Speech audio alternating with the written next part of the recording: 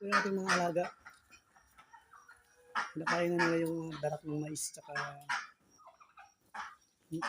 sapal ng nyug at ubad ng saging, puno ng saging. So may konting feeds po yan.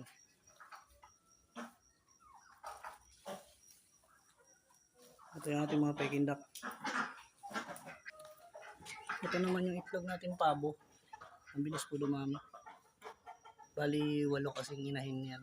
Kaya mabilis sila dumami. Ayan po sila. Nagsasalo-salo sila. Pati mga manok kasama nila. Yan po yung update sa ating mga alaga ngayong umaga.